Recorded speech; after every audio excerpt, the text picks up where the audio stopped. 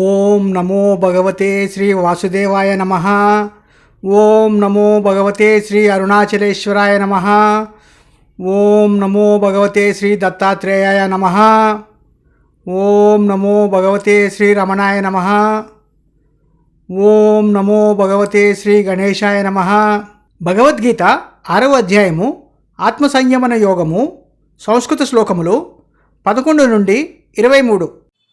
శుచౌ దేశే ప్రతిష్టాప్య స్థిరమాసనమాత్మనః నాత్యుచ్ఛ్రితం నాతినీచం చైలాజినకుశోత్తరం తత్రైకాగ్రం మనః కృత్వా యతచిత్తేంద్రియక్రియః ఉపవిశ్యాసనే యుంజ్యాత్ యోగమాత్మవిశుద్ధయే సమంకాయ శిరోగ్రీవం ధారయన్నచలం స్థిరః సంప్రేక్ష్య నాసికాగ్రం స్వం దిశశ్చానవలోకయన్ ప్రశాంతాత్మా విగతభీః బ్రహ్మచారి వ్రతే స్థితః మనః సంయమ్య మచ్చిత్తో యుక్త ఆసీత మత్పరః యుంజన్నేవం సదాత్మానం యోగీ నియతమానసః శాంతిం నిర్వాణపరమాం మత్సంస్థామధిగచ్చతి నాత్యశ్నతస్తు యోగోస్తి నచైకాంతమనశ్నతః నచాతి స్వప్నశీలస్య జాగ్రతో నైవ చార్జున యుక్తాహార విహారస్య యుక్తచేష్టస్య కర్మసు యుక్తస్వప్నావబోధస్య యోగో భవతి దుఃఖః యదా వినియతం చిత్తం ఆత్మన్యేవావతిష్ఠతి నిస్పృహः సర్వకామేభ్యో యుక్త ఇత్యుచ్యతే తదా యథా దీపో నివాతస్థో నేంగతే సోపమా స్మృతా యోగినో యతచిత్తస్య యుంజతో యోగమాత్మనః యత్రోపరమతే చిత్తం నిరుద్ధం యోగసేవయా యత్ర చైవాత్మనాత్మానం పశ్యన్నాత్మని తుష్యతి సుఖమాత్యంతికం యత్తద్ బుద్ధిగ్రాహ్యమతీంద్రియం వేత్తి యత్ర న చైవాయం స్థితశ్చలతి తత్వతః యం లబ్ధ్వా చాపరం లాభం మన్యతే నాధికం తతః యస్మిన్ స్థితో న దుఃఖేన గురుణాపి విచాల్యతే తం విద్యాత్ దుఃఖ సంయోగ వియోగం యోగ సంజ్ఞితం స నిశ్చయేన యోక్తవ్యో యోగో నిర్విణ్ణచేతసా. భగవద్గీత 6వ అధ్యాయము ఆత్మ సంయమన యోగము. సంస్కృత శ్లోకములు 11 నుండి 23 సమాప్తము. భగవద్గీత 6వ అధ్యాయము ఆత్మ సంయమన యోగము. సంస్కృత శ్లోకములు 11 నుండి 23. తెలుగు అర్థములు. స్వచ్ఛమైన మరియు శుభ్రమైన ప్రదేశంలో నిర్మలమైన పరిసరాలతో చాలా ఎత్తులో లేని లేదా చాలా తక్కువ స్థాయిలో లేని పీఠంపై దానిపై ముతకగడ్డి అనగా దర్భగడ్డితో చేసిన చాపను ఉంచాలి. దాని మీద పులి లేదా జింక యొక్క ఎండిన చర్మము ఉంచాలి. దానిపై శుభ్రమైన గుడ్డ ఉంచాలి.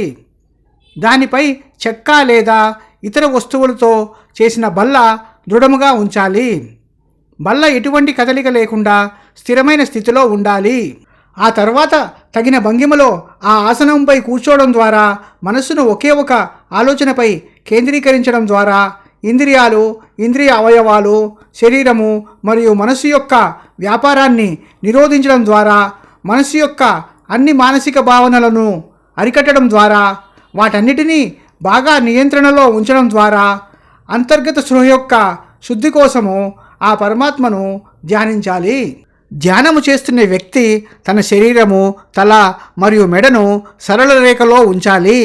ఎటువంటి కదలిక లేకుండా స్థిరముగా కూర్చుని పక్కలు చూడకుండా ముక్కు కొనను చూస్తూ ప్రసన్నమైన ప్రశాంతమైన హృదయముతో బ్రహ్మచర్యము యొక్క ప్రతిజ్ఞతో ఆ మనస్సును చాలా చక్కగా నిగ్రహించడం ద్వారా తన దృష్టిని పూర్తిగా నాపై కేంద్రీకరించడం ద్వారా నన్ను శాశ్వతంగా పొందడమే సాధించవలసిన విషయమని నమ్మడం ద్వారా అతను ఒకే ఒక చింతనతో ధ్యానములో ఉండాలి.